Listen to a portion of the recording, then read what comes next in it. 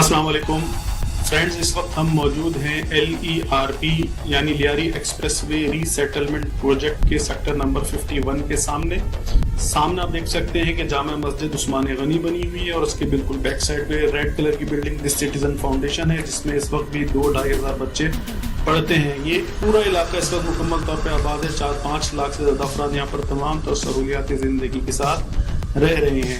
इसी तरह अगर आप सामने की तरफ देखें तो ये जो आपको रेड कलर का गेट और ये बिल्डिंग बनी हुई नजर आ रही है, ये सेक्टर नंबर 50 है। और आगे की तरफ बढ़े तो ये आपको जो छोटा सा पहाड़ी सिलसिला नजर आ रहा है, ये एहसानाबाद इंडस्ट्रियल एरिया है। और अगर बिल्कुल इसके बराबर में आप देखें तो जो आबादी आपको नजर आ रही है, घर बने हुए नजर आ रहे होंगे या ये जो आपको फ्लैट्स बने हुए नजर आ रहे हैं, ये गुलशन मेमार है। गुलशन मेमार की बिल्कुल बराबर में अगर आप देखें तो ये आपको क्रेन्स बनी हुई नजर आ रही होंगी। ये क्रेन जो है फजाइया अपार्टमेंट्स, इसकी तामीरात चल रही है, वहां पर लगी हुई हैं। और बिल्कुल इसके बराबर में जो आपको छोटी सी पहाड़ी नजर आ रही है, ये ड्रीम वर्ल्ड है।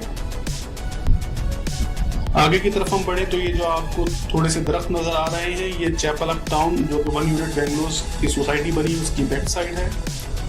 और इसी तरफ हम आगे की तरफ चलें तो आपको मेन नॉर्दर्न बाईपास पर चलते हुए ट्रक नजर आ रहे होंगे। और ये जो बिल्डिंग आपको नजर आ रही है, ये दी मोटर सिटी में बनी हुई है।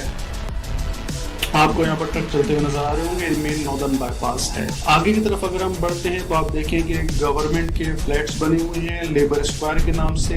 ये हजारों फ्लैट्स बने हुए हैं। और इससे थोड़ा सा और आगे की तरफ आए तो बिल्कुल इसके साथ ही पाकिस्तान एयरफोर्स की फजाइया हाउसिंग स्कीम बनी हुई है।